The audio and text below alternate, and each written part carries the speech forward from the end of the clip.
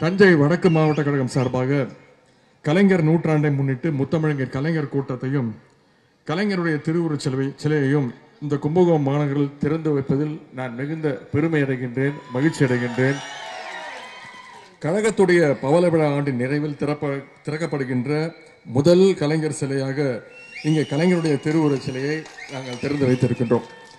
முத்தமிழர் கலைஞர் அவர்கள் சென்னையிலே வள்ளுவர் கோட்டம் அமைத்தார்கள். அதே போல கன்னியாகுமரியில் குமரி கோட்டம் அமைத்தார்கள். அப்படிப்பட்ட நம்முடைய கலைஞருடைய நூற்றாண்டுல கலைஞர் பிறந்த திருவாரூர்ல நம்முடைய முதலமைச்சர் அவர்கள் கலைஞர் கோட்டத்தை முறையா அமைச்சாங்க.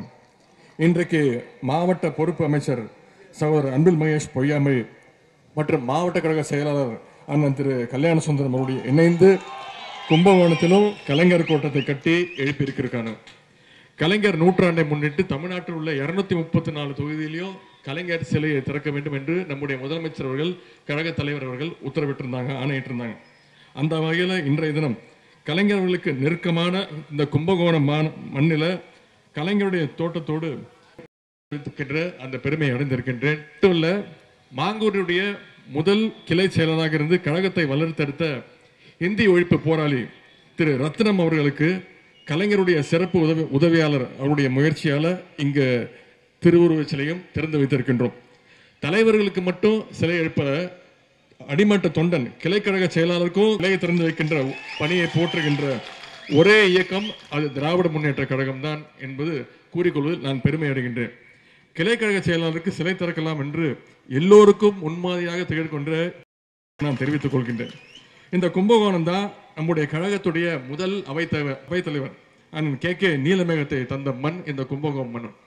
அதே போல சோழ மண்டல தளபதி என்றும் சின்ன கலைஞர் என்றும் தஞ்சை மக்களால் கொண்டாடப்பட்ட அண்ணன் கோசி மன்னன் அவர்களுடைய கொடுத்த மண் இந்த கும்பகோணம் மண்.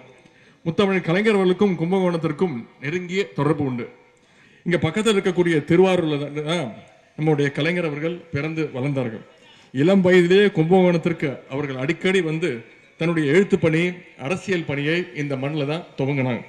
குடந்தை கே நீலமேகம் அவர்களை குடந்தை பெரியவர் என்றுதான் கலைஞர் அவர்கள் அன்போடு அழைத்தாங்க. இந்தி தீர்ப்பை கண்டித்து தஞ்சையில ராஜாஜிக்கு எதிராக கருப்பு கொடி காட்ட வேண்டும் என்று கலைஞர் அவர்கள் அண்ணாவிடம் சொன்னாங்க. அதற்கு மாவட்ட செயலாளர் கே நீலமேகம் அவர்கள் ஒரு வார்த்தை சொல்லிடு அப்படின்னு பேரறிஞர் அண்ணா அவர்கள் சொன்னார்கள். திராவிட முன்னேற்ற கழகம் அப்பொழுதுதான் தொடங்கப்பட்ட சமயம். தஞ்சை, கும்பகோணம் பகுதிகளை பொறுத்தவரை திராவிட கழகம் ஆழமாக வேரூன்றிய பகுதிகள். எனவே கருப்பு கொடி போராட்டத்தை வெற்றிகரமாக நடத்த முடியுமான்னு கே நீலமேகம் ஒரு நிமிடம் யோசித்தார்.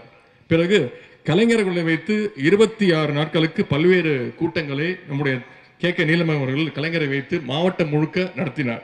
அந்த கூட்டங்கள் மூலம்தான் கருப்பு கொடி போராட்டத்துடைய அவசியம் தமிழ்நாட்டு மக்கள் முழுக்க தெரிந்தது. பின்பு இந்தி திணிப்புக்கு எதிராக கருப்பு கொடி போராட்டம் வெற்றிகரமாக நடத்தி வைக்கப்பட்டது. முத்தமிழர் கலைஞர் அவர்கள் இன்றைக்கும் நம்மை எல்லாம் உணர்வாக, கொள்கையாக, செயலாக வழிநடத்தி கொண்டிருக்கிறார்கள். போட்டியிட்ட அனைத்து தேர்தலிலும் வெற்றியை மட்டுமே பெற்றவர் நம்முடைய முத்தமிழர் டாக்டர் கலைஞர் அவர்கள். நம்முடைய கலைஞருடைய திருவுருவச் சிலைகளை திறந்து வைக்கின்றோம் என்றால் கலைஞருடைய கொள்கைகளை, லட்சியங்களை, முழக்கங்களை தமிழ்நாடு முழுவதும் கொண்டு சேர்க்கிறோம் என்றுதான் அர்த்தம். இன்றைக்கு கலைஞருடைய வழியில நம்முடைய முதலமைச்சர் அவர்கள் கழகத்தை வலிமையோடும் வெற்றிகளோடும் வழிநடத்தி சென்று கொண்டிருக்கிறார்கள். அதற்கு ஒரு சிறந்த உதாரணம் தான் நடந்து முடிந்த மக்களவை தேர்தலில் தமிழ்நாட்டு மக்கள் நமக்கு 40க்கு 40 100% வெற்றியை தமிழ்நாட்டு மக்கள் நம்முடைய முதலமைச்சர் அவர்கள் கொடுத்தாங்க.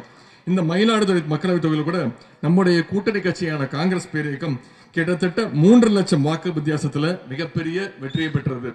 அதற்கு இந்த நேரத்தில் நான் நன்றியை தெரிவித்துக் கொள்கின்றேன். முத்தமிழர் கலைஞர் அவர்கள் 3/4 நூற்றாண்டு காலம் தமிழ்நாட்டு அரசியலை இயக்கினார்கள்.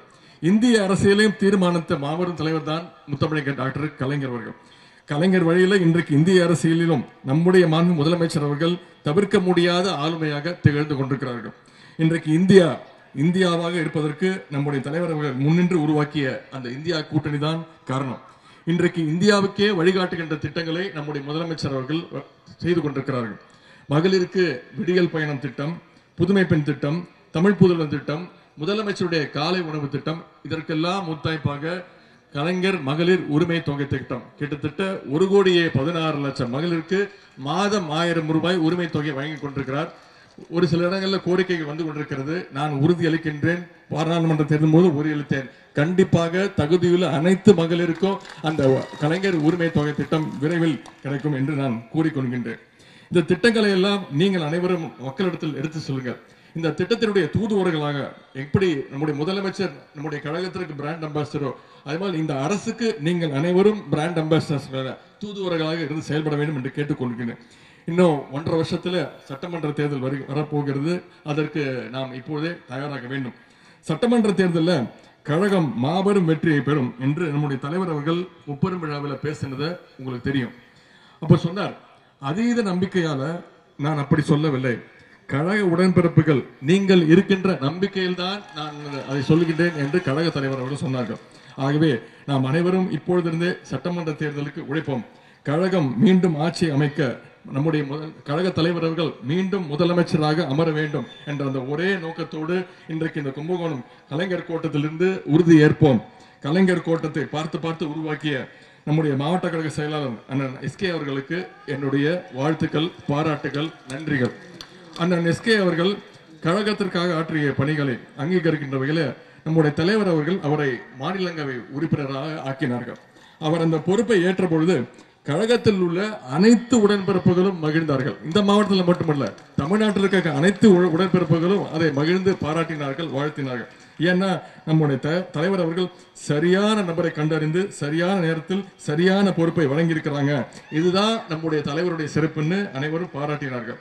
அப்படிப்பட்ட அண்ணன் எஸ்கே அவர்களுக்கு என்னுடைய பாராட்டுகளையும் என்னுடைய வாழ்த்துக்களையும் தெரிவித்து, அமைச்சர் அண்ணன் மெய்யநாதன் அவர்கள், அதேபோல் அமைச்சர் திரு அன்பில் மகேஷ் பொய்யாமணி அவர்கள், வந்திருக்கக்கூடிய அனைத்து மாவட்ட கழக நிர்வாகிகளும் என்னுடைய பாராட்டுகளையும் வாழ்த்துக்களையும் தெரிவித்து இந்த வாய்ப்புக்கு நன்றி கூறி விடைபெறுகின்றேன். நன்றி, வணக்கம்.